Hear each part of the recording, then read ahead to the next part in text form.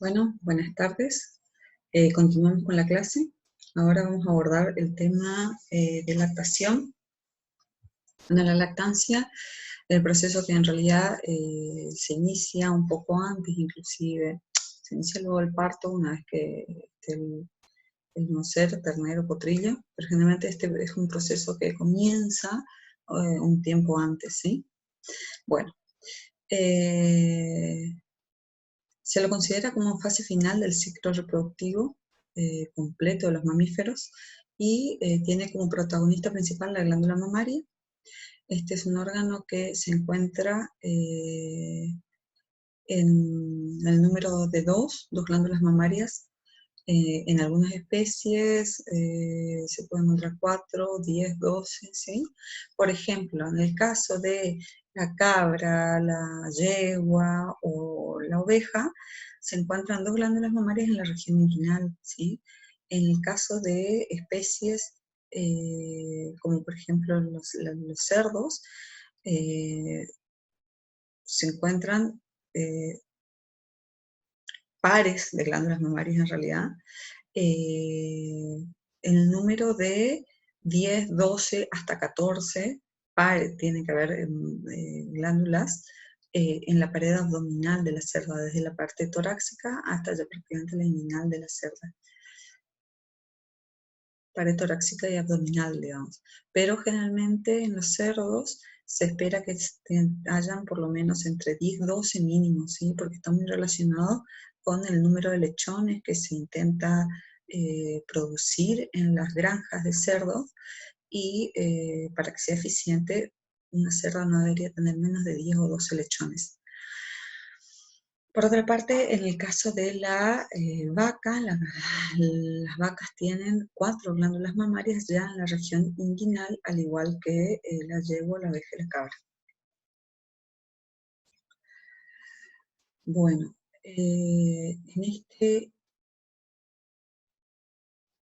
acá podemos observar mejor dónde se encuentra, bueno, por ejemplo, otra posibilidad, otra diferencia que se puede observar es el número de canales en las mamas, en los pezones en realidad. Por ejemplo, la camella puede llegar a tener varios canales, como ven acá, 2 canales en el mismo pezón. La oveja, la yegua y las vacas también tienen un solo canal, ¿sí? Ahora vamos a ver cómo se elimina, tiene inclusive una cisterna. Y otras especies, como por ejemplo las cerdas, también tienen varios números de canales. Por ejemplo, la perra, como pueden ver acá, realmente tiene un gran número de canales, 5 o 6 canales. Y bueno, ya otras especies un poco más superiores, como los primates, pueden contar con 8 o 10 canales, ¿sí? Dentro del pezón. Bueno, vamos a ver de cerca qué es la ubre. La ubre son glándulas constituidas, la ubre en sí está constituida por 4 glándulas mamarias, 4 cuartos. Abajo pueden observar en detalle, ¿sí? Los cuartos son la unidad funcional, son 4 glándulas independientes, o sea, tienen todas sus constituciones independientes y su formación independiente. De los 4 cuartos, ustedes tienen dos delanteros y 2 traseros, o 2 anteriores y 2 posteriores, de los cuales los cuartos posteriores son los que producen el 60% de la leche, ¿sí? Producen un poquito más. Acá pueden ver bien, lo que les decía, cómo la glándula mamaria tiene un tejido con sostén bastante poderoso. Ustedes imagínense que una glándula mamaria puede llegar a pesar hasta 60 kilos. Entonces, ustedes pueden ver cómo tiene un sistema suspensorio, un ligamento suspensorio bastante importante, el cual la abraza por las caras externas, y también tiene un ligamento suspensorio medio que sostiene la glándula mamaria y generalmente la divide en 2 partes, ¿sí? Bueno, en sí la glándula mamaria está constituida por diferentes partes, digamos, la unidad la unidad funcional de la glándula mamaria se conoce como alveolo. Un alveolo está constituido, es una cavidad hueca, ¿sí? Está constituido por capas de células secretoras, tienen generalmente 10 a 100 alveolos, forman un lóbulo, y los lóbulos forman en realidad lobulillos, y los lobulillos después forman lóbulos, ¿sí? Hay millones de alveolos en las ubres.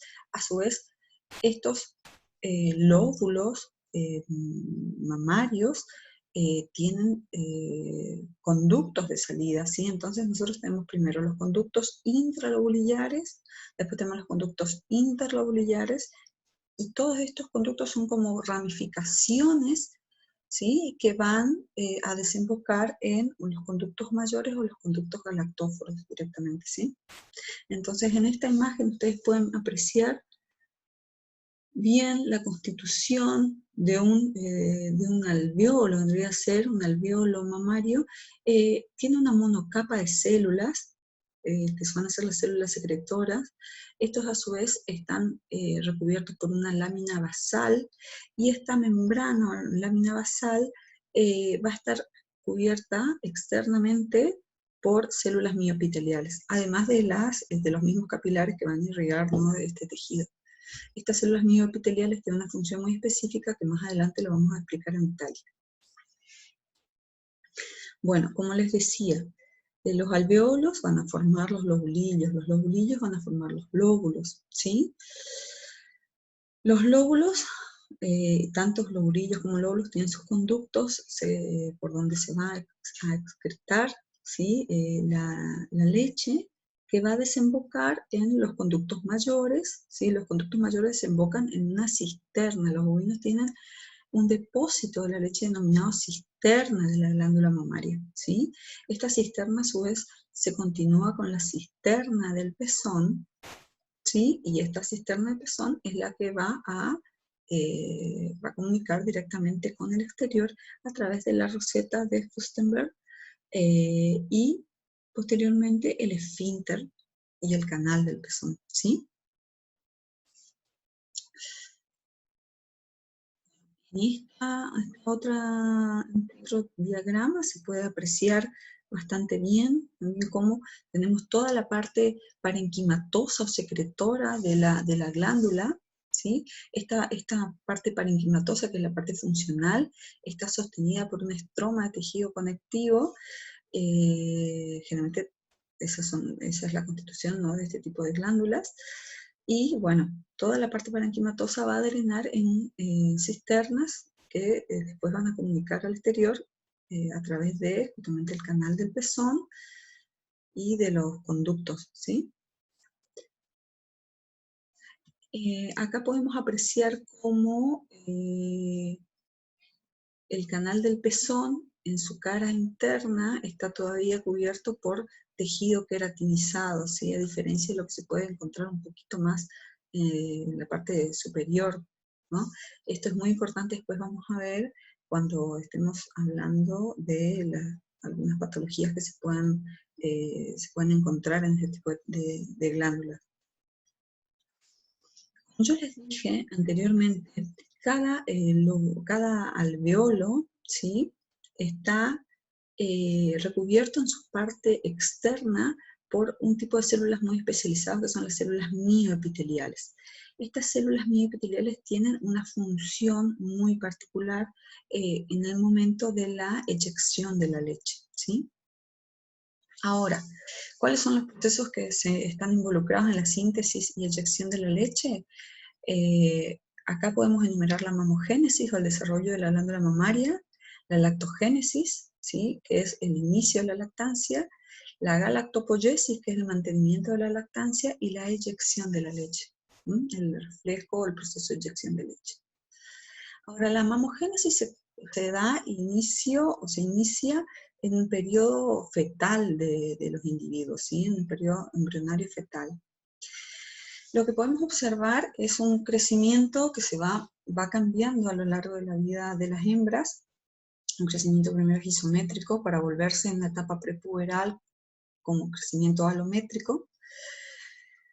Esto va cambiando con el crecimiento de los individuos y recién en la etapa postpuberal, con la influencia de las hormonas como el estrógeno, la actividad cíclica, se da inicio a la proliferación y ramificación de los conductos, ¿sí? De los conductos de la glándula mamaria. En esta etapa, justamente, antes de la gestación, se constituye la matriz de conductos de la glándula mamaria, ¿sí? No solamente el conducto, sino también toda la red de sostén, o sea, todo lo que sería el estroma, todo esto conformado por tejido conectivo, la deposición de tejido adiposo y las ramificaciones vasculares dentro de la glándula mamaria. Ahora, durante el proceso de gestación se da la etapa de máximo desarrollo de la glándula, ¿sí? ¿Por qué? Porque en esta etapa tenemos presentes muchas hormonas propias de la gestación que van a estimular el desarrollo de estos alveolos, ¿sí? Generalmente se da inicio con la función de yemas de crecimiento en el extremo de los conductos que van a dar inicio a la formación de los alveolos mamarios.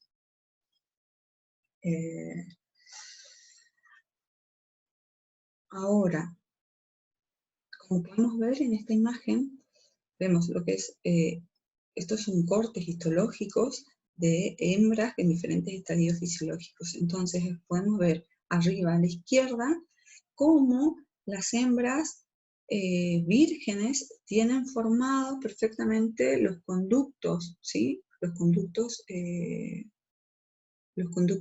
alveolares vendrían a ser. Ahora, una hembra ya preñada tiene mucho más desarrollada la parte de parénquima de la glándula mamaria, o sea, la parte secretora, los alveolos. Por otra parte, una hembra en gestación no solamente tiene desarrollada esta parte de secretora, sino que también la tiene activa, por eso vemos esta gran masa celular de tejido. Y finalmente, en la etapa de involución podemos ver cómo, si bien se reduce en tamaño la parte secretora, pero en realidad no desaparece por completo. Por otra parte, podemos ver cómo el volumen de tejido mamario se incrementa con la edad y cómo cambia con el momento, digamos, de la gestación. Es así como en una etapa prepuberal, el crecimiento, si bien es sostenido, recién a partir de la preñez vemos cómo el crecimiento realmente se hace mucho más importante, ¿sí? Bueno, esto es simplemente un recordatorio, entonces podemos ver cómo antes de la pubertad existe simplemente un desarrollo de los conductos, en una etapa también puberal, pero previa a la gestación, hay desarrollo de conductos, pero no de alveolos, y durante ya la etapa de gestación hay un gran desarrollo del sistema lobulilio y alveolar. Ahora, el proceso posterior por el cual se desarrollan, se diferencian en realidad estas células secretoras y se produce la leche y la lactogénesis. La lactogénesis podemos diferenciar en lactogénesis 1 y lactogénesis 2. La lactogénesis 1 se produce en el último tercio de gestación y estamos hablando de una diferenciación celular. Una diferenciación celular en la cual estas células realmente se van a volver activas, también por influencia de la prolactina, ¿sí? Va a aumentar el número de mitocondrias, retículo endoplásmico y de Golgi, y en realidad se va a promover la síntesis de muchos precursores de caseína, de síntesis de enzimas que van a sintetizar lactosa, ¿sí? Y de ácidos grasos, pero recién a partir de la lactogénesis 2, que se produce ya en una etapa postparto, recién se van a empezar a sintetizar completamente estos compuestos, ¿sí? Se van a comenzar a sintetizar la caseína, lactosa, las alfa-globulinas, ácidos grasos, ¿sí? Ahora, ¿cuáles son las hormonas que están involucradas en este proceso? En este proceso están involucradas la prolactina, principalmente la insulina, que es un factor glucógeno bastante importante, la hormona del crecimiento, también, y en algunos casos el lactógeno placentario, si bien no es tan relevante muchas veces en los rumiantes, en el bovino en sí. Bueno, entonces, durante la lactogénesis 2, comienza la actividad realmente secretora y la síntesis de estos compuestos. Y, por ejemplo, existen muchas. En este gráfico podemos ver bien cómo durante la lactogénesis 1 tenemos alta influencia de la prolactina, no tanto de la adenocorticotropa, sí de la hormona del crecimiento, pero existen altos niveles de progesterona todavía, ¿sí?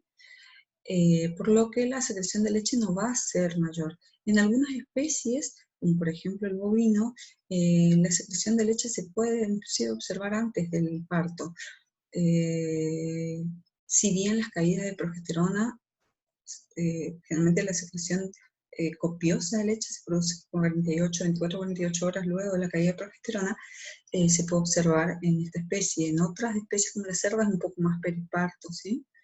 Ahora, sabemos que la progesterona, que está en alta concentración durante la gestación, va a inhibir la acción de la prolactina, por lo cual va a generar una suerte de inhibición de la lactogénesis en sí, ¿sí?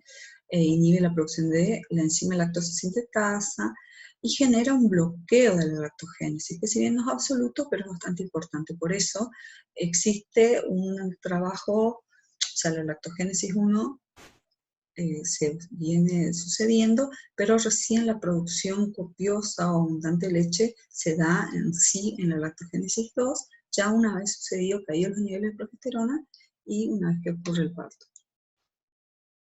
Como pueden observar en este caso, ya una vez que caen los niveles de progesterona, realmente se produce una secreción, o sea, una producción importante de leche por parte de la glándula mamaria. Bueno, acá simplemente podemos observar cómo esta producción de leche, o sea, la eyección, o en realidad por parte de las células, se puede dar por diferentes mecanismos. Generalmente las proteínas, los azúcares, minerales, vitaminas, son englobados en el aparato de Golgi dentro de vesículas, y estas son liberadas hacia la luz, ¿sí? Por ejemplo, la lactosa también es muy importante porque es un factor, por su gradiente osmótico, es un factor que está muy relacionado con el incremento del volumen de leche que se va a secretar. Por otra parte, los ácidos grasos son empaquetados de manera también separada dentro de vesículas que también son liberadas hacia la luz de estos alveolos. Ahora, la galactopoiesis, que es el mecanismo por el cual se produce la liberación de leche, está regulado también por diferentes hormonas, como por ejemplo la insulina, las hormonas tiroideas, las glucocorticoides, la prolactina, aunque en este caso no es tan importante en los rumiantes. Sí, el factor de la hormona del crecimiento, oxitocina, estrógeno y progesterona. Y acá tenemos que hacer una salvedad, algo realmente muy importante, como por ejemplo, que el proceso de mantenimiento en realidad, de mantenimiento de la lactancia, se da en gran medida por el efecto de la succión. ¿Por qué? Porque mediante la succión lo que se va a producir es una reducción de la presión dentro de la glándula mamaria, entonces esto va a generar que se siga produciendo, estimula la producción de leche, se reduce la presión, y bueno, como les dije anteriormente, la prolactina en realidad no es tan importante. Sí es importante la hormona del crecimiento, porque la hormona del crecimiento en realidad lo que va a hacer, va a distribuir la energía en pos de la producción de leche, ¿sí? Al igual que, bueno, los glucocorticoides, que van a enviar glucosa hacia la glándula mamaria, al igual que la insulina, por ejemplo, también, ¿sí? Tienen mucho que ver con la distribución, el estado metabólico de esa hembra lactante y la distribución de energía hacia la glándula mamaria para poder mantener la lactancia. Bueno, por otra parte, es muy importante poder conocer cómo se produce el flujo de leche o la eyección de la leche, o lo que se denomina como bajada de la leche. Esto generalmente está desencadenado por reflejos neuroendocrinos, generalmente gatillado por la succión o la presión negativa del mismo ordeño, ¿sí? Ahí hay una suerte, como les digo, es un reflejo neuroendocrino generalmente. Cuando el ternero, por ejemplo, se acerca a la madre, cabecea la zona inguinal y comienza a mamar, eh, envía señales, eh,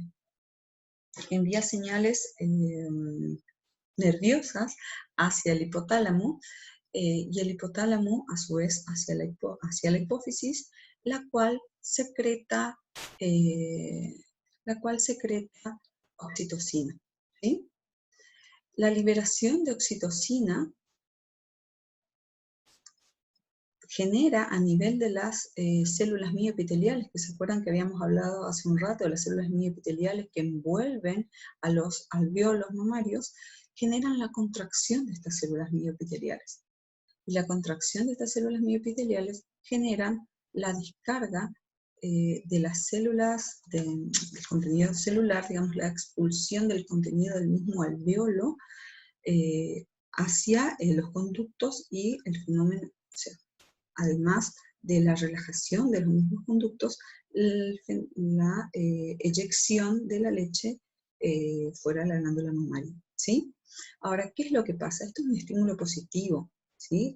Tenemos al ternero que está mamando o a la ordeñadora que está haciendo una suerte de succión, pero generalmente este reflejo puede ser alterado por cosas como por ejemplo el estrés, ¿sí? La liberación de adrenalina en el momento de la lactancia, porque el animal se asuste, porque hay algo, eso en los tambos, por ejemplo, que haya algo fuera de lo normal, generalmente lo que hace es una ruptura de este proceso, ¿sí? De neuroendocrino, y bueno, directamente no se produce una bajada de la leche, no se produce esta suerte de relajación de los conductos y de contracción mioepitelial, y bueno, no se produce la eyección en sí de la leche, ¿sí? Ahora, ¿qué es lo que sucede cuando nosotros destetamos a los animales, o cuando realmente se produce simplemente la finalización del proceso de la lactancia? Como vimos en la imagen, cuando veíamos cómo se veían los cortes de glándula mamaria de una hembra virgen, de una hembra puber, de una hembra gestante, ahí podemos ver cómo se disminuía el número de alvéolos realmente activos y el tamaño del tejido epitelial, ¿sí? Si bien las células no se pierden, las células siguen estando, o sea que va a cambiar realmente la constitución de esa glándula mamaria entre una hembra que ya ha lactado y una hembra que no. Se reduce el volumen por reducirse el número en sí de alvéolos activos. Por eso es necesario generar o relajar en realidad, descansar esa glándula mamaria durante un periodo entre lactancia y lactancia también, por medio del destete o por medio del cese, el ordeño, para poder dar inicio a un nuevo ciclo de lactancia. Ahora, esto lo tuvieron que haber visto en las clases de inmunología. Durante las primeras horas posparto, y a veces antes también, generalmente se produce la secreción de calostro. El calostro no es más que una suspensión, en realidad, de la primera secreción de la glándula mamaria, pero lo que tiene en particular el calostro es que tiene elevados niveles de inmunoglobulinas y tiene una función inmunológica, por sobre todas las cosas, debido también al tipo de placenta que tienen. Depende de la especie, pero en el caso de los rumiantes es muy importante. Bueno, tiene, sobre todo lo más importante son las inmunoglobulinas, y también otra cosa que tiene muy importante es que es bueno, tiene su efecto laxante, que es muy rico en energía, ¿sí? Tiene un alto contenido de proteínas en sí, albúminas, betacaroteno, ¿sí? Pero tiene altos niveles de grasa. Bueno, como pueden ver acá en esta tablita, podemos apreciar realmente la composición química comparativa entre el calostro y la leche. Acá pueden ver como, por ejemplo, inmunoglobulinas realmente tienen altísima concentración de inmunoglobulina respecto a la leche. La lactosa no tanto, pero sí lípidos, ¿sí? Los lípidos prácticamente es el doble de lípidos. Y sólidos totales, muchísimo más, y proteína en sí, muchísimo más también. No solamente las inmunoglobulinas, sino que también tienen otras beta-globulinas, caseínas, ¿sí? Bueno, esto ya le habrán explicado, realmente es muy importante que los animales consuman este calostro, los rumiantes sobre todo también. Bueno, por otra parte, y luego del proceso de producción, digamos, de calostro, este calostro es paulatinamente reemplazado por la leche. La leche en sí tiene los componentes que son filtrados de la sangre, prácticamente es altísimo su proporción de agua, pero bueno, es altamente enriquecida con proteínas, principalmente ya la caseína, lactoglobulinas, grasas, forma de triacilgliceroles. Su principal azúcar es la lactosa, esto ya lo habrán visto, que la lactosa en realidad está compuesta por glucosa y galactosa. Y bueno, vitaminas, minerales, y bueno, algo de inmunoglobulinas todavía tiene. La lactosa en sí es el principal azúcar de la leche. Es sintetizado en la glándula mamaria por la enzima lactosa sintetasa. Y realmente, como mencionamos anteriormente, es muy importante porque es uno de los factores reguladores del volumen de leche, ¿sí? El volumen de producción de leche.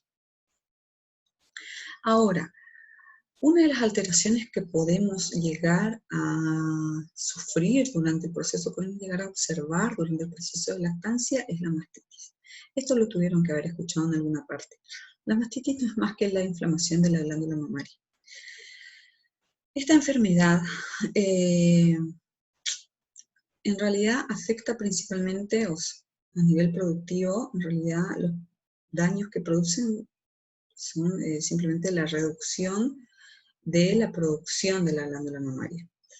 Y bueno, con el tiempo también, depende de si es aguda, es crónica, pueden llegar a generar degeneraciones.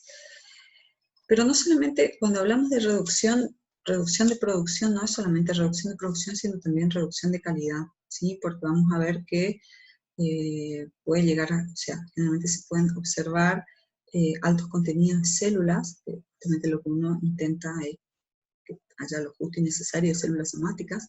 Las células somáticas son proveniente de descamaciones de la misma glándula, que se van observando cuando tenemos un proceso inflamatorio a nivel glandular. Es muy normal que encontremos glóbulos blancos, ¿sí? Y un alto número de células, lo cual nos reduce la calidad de la leche en sí. Y también alteraciones no solamente químicas, sino también organolépticas de la leche, ¿sí?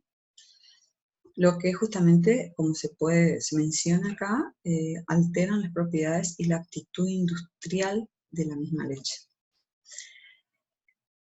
La mastitis puede ser clínica, subclínica. El problema con la mastitis subclínica es que nos da, como todos los subclínicos, como habrán visto con la acidosis también, nos da o nos genera reducciones, pérdidas, que muchas veces son imperceptibles, no nos damos cuenta a tiempo. No es como una mastitis clínica, bien clínica, aguda, que nosotros vemos esa ubre con esa inflamación roja, con los signos de inflamación bien manifiestos, sino la subclínica muchas veces nos va generando pequeñas pérdidas a lo largo de todo el proceso y, bueno, puede llegar a desencadenar también en una degeneración, cuando hablamos de una degeneración fibrosa, ¿no? Que nos reduzca de por vida el nivel de producción de esa glándula mamaria.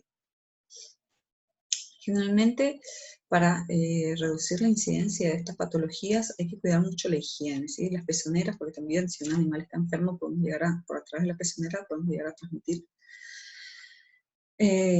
Bueno, la higiene de la glándula mamaria tiene que ser higienizada y secada se recomienda no se seque con trapos, se seque con papel, debería secarse con papel, antes y bueno, después tienen que sellarse esos pezones, ¿sí? Porque acuérdense que una vez que se produce el reflejo, todo, habíamos dicho que se contrae a nivel de los lóbulos, pero se relajan los conductos, ese conducto queda relajado, también es una entrada para cualquier tipo de patógenos, entonces hay que sellar los pezones antes de, antes de largar el animal, ¿sí? La mastitis, bueno, es la inflamación. Si nosotros tenemos una mama que puede ser normal, o una mama con una mastitis clínica manifiesta, una mama inflamada. ¿Cuáles son los signos de la inflamación? Van a haber tumor, dolor, como nos enseñaron a nosotros, tiene que estar agrandado, dolorido, caliente y colorado, digamos, y bueno, también puede haber pérdida de función cuando el órgano está afectado y deja de trabajar como debería trabajar, ¿sí? Son 5 los signos de cualquier tipo de inflamación que vamos a poder observar. Esto se mantiene en cualquier órgano o tejido, ¿sí? Bueno, como dijimos anteriormente, el proceso inflamatorio o el proceso infeccioso es el ingreso de los patógenos a través del conducto del canal del pezón, ¿sí? Y van colonizando, produciendo sustancias tóxicas que van dañando las células, ¿sí? Las células de los alveolos. ¿Qué es lo que se utiliza hoy en día? Se utiliza el California Mastitis Test, que no es más que, bueno, es una reacción en la cual se ordeña, vieron que es una placa que tiene 4 pocillos, se ordeña un chorro de cada cuarto en un pocillo, se agrega el reactivo y bueno, se ve si coagula o no. Si tenemos coagulación, tenemos un cuarto enfermo. Así que, bueno, es bastante sencillo. Pero bueno, lamentablemente la mastitis es uno de los factores justamente que producen mayores pérdidas en la industria, ¿sí?